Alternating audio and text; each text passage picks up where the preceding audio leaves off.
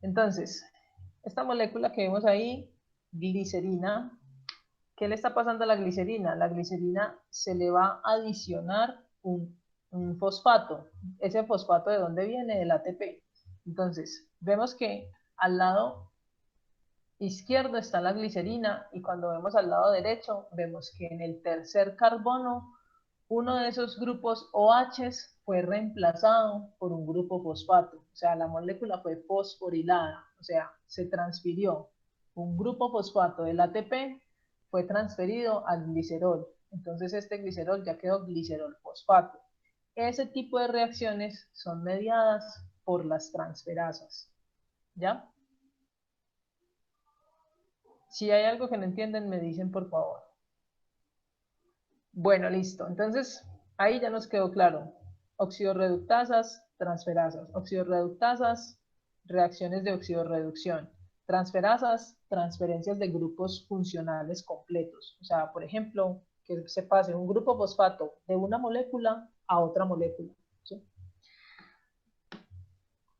Vamos entonces con los siguientes 4 grupos. Hidrolasas.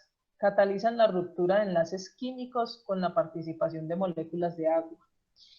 Vamos a ver el ejemplo. Acá, hidrolasas. Entonces, catalizan la ruptura de enlaces con la participación de moléculas de agua.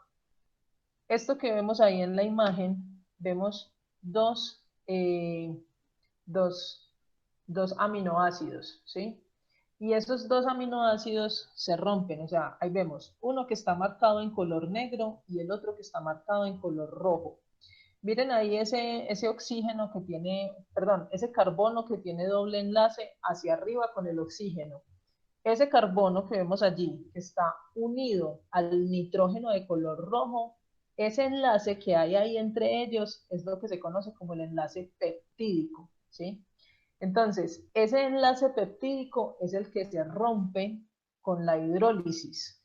Como en una hidrolización está esa palabra hidro, significa hidratar, o sea, ahí se inyecta, o pues me perdonan el término inyecta, pero pues lo que se hace es introducir una molécula de agua. Entonces, el agua está conformado por H2O. Entonces, uno de los oxígenos se va a quedar haciendo parte de el extremo C, o sea, donde está el ácido carboxílico. O sea, se va a unir con ese otro oxígeno y por eso ustedes ven ahí que al otro lado el producto quedó con doble O, ¿sí? Porque uno de los oxígenos del agua se pegó allí. Y los hidrógenos que quedaron se unieron al extremo amino del otro aminoácido que es el que está en color rojo. Entonces, volviendo otra vez a la imagen, carbono negro unido con el nitrógeno rojo. Ese es el enlace donde se rompe. Entonces, a ese carbono negro se le añade un oxígeno y los otros dos hidrógenos se unen al nitrógeno de color rojo. Por eso vemos que allá al otro lado de los productos queda NH3 o H3N, ¿sí?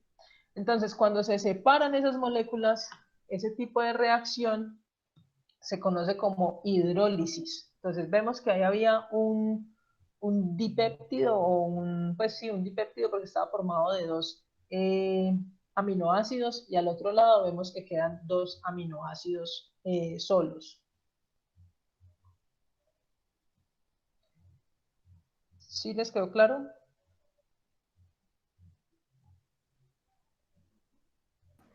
Sí, sí, es claro. Bien. Entonces tenemos ahora las siguientes enzimas que son las liasas. Generan o hacen desaparecer dobles enlaces en forma no oxidativa. Eh, para efectos prácticos, tal cual como lo dice la diapositiva. O sea, lo que hacen es formar o desaparecer enlaces dobles, ¿sí? Entonces, por ejemplo, nosotros acá vemos que el piruvato tiene un doble enlace o tiene, digamos, un enlace con carbono a carbono y lo que ocurre ahí básicamente es que se rompe ese enlace y que quedan las dos moléculas separadas, ¿sí? Entonces, eso es básicamente lo que hacen las liasas. Las isomerasas, estas son las más fáciles de todas. Las isomerasas lo que hacen es lo que yo les había mencionado, o sea, convertir por ejemplo, una molécula que es de tipo D, convertirla en tipo L. Entonces, simplemente lo que ocurrió aquí fue un cambio de lado del grupo funcional. Entonces, vemos que ahí en el segundo carbono hay un grupo amino. Entonces, la D-alanina es D-alanina porque el amino está ubicado al lado derecho. Y lo que, perdón, y lo que hacen las isomerasas es transferir ese grupo amino del lado derecho al lado izquierdo, ¿sí? Entonces, cuando lo cambian de plano, entonces eso es una isomerización y eso fue causado por una isomerasa. Como si se reflejara. Y tenemos entonces ya las otras que son las ligasas, aquí, liga, como su nombre lo dice, lo que hacen es la acción opuesta a las hidrolasas. O sea, nosotros vimos que las hidrolasas lo que hacían era romper enlaces. Entonces lo que hacen las ligasas es unir. Entonces en unas reacciones de ligasas, por ejemplo, las ligasas pueden unir aminoácidos. Entonces, en la unión de los aminoácidos, cuando se forma ese enlace peptídico, lo que ocurre es que se pierden moléculas de agua, ¿sí? Entonces, por ejemplo, en esta reacción que veíamos acá, la reacción opuesta sería llevada a cabo por una ligasa. Entonces, la ligasa que uniría a estos dos aminoácidos, pues entonces formaría el enlace peptídico y al formar el enlace peptídico, pues se van a perder un oxígeno y dos hidrógenos y se van a perder pues en forma de agua.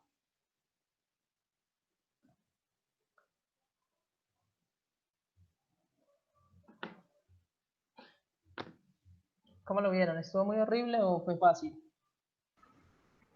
Clarífico. Era más el susto mío. Bueno, con respecto a la nomenclatura, entonces, como ya les había mencionado, existen tantos enzimas como sustratos, ¿sí?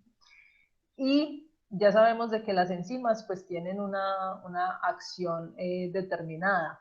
Entonces, por ejemplo, este es el nombre de la enzima, succinato deshidrogenasa. Entonces, usualmente las enzimas, todo lo que sean enzimas, tiene terminación asa, ¿sí? Y aquí vemos entonces ciertas características en el nombre. Deshidrogenasa es la acción que ella lleva a cabo. Entonces una deshidrogenación, pues lo que tiene que ver es que están quitando hidrógenos y cuando se están quitando hidrógenos, pues se está transfiriendo el hidrógeno con su electrón y todo. Entonces esas transferencias de electrones son mediadas por enzimas del tipo oxidorreductasa. O sea, ahí se está llevando a cabo una reacción de oxidorreducción. ¿Sobre qué sustrato está actuando? Sobre el succinato, ¿sí? Entonces el succinato pues es una sustancia sobre la cual esta enzima actúa para convertir el succinato pues en otro componente, ¿sí? Aquí tenemos otra, aminooxidasa, entonces lo mismo, esta aminooxidasa pues lo que está haciendo es oxidar, ¿qué cosa está oxidando? Pues está oxidando un aminoácido. ¿Qué más? Esta glicerolquinasa.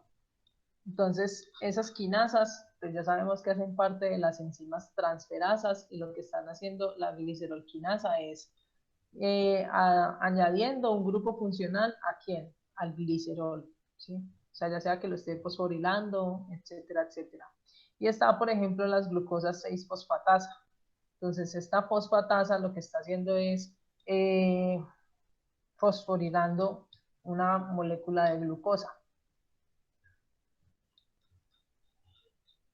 Obviamente, pues no, esto es más como para que tengan conocimiento en el momento en que estén realizando, digamos, la lectura de la parte metabólica. No es como que yo les vaya a colocar una lista de estos nombres y les vaya a pedir que me digan, clasifique las siguientes enzimas. No, yo no me voy a poner en esas. Pero sí es importante como que ustedes lo tengan en cuenta para el momento de cuando estén haciendo la lectura del metabolismo celular y demás. Entonces, cuando vean todos estos nombres raros, pues no se vayan a asustar, sino que simplemente se están refiriendo a una enzima que está efectuando una reacción en una ruta metabólica, ¿sí?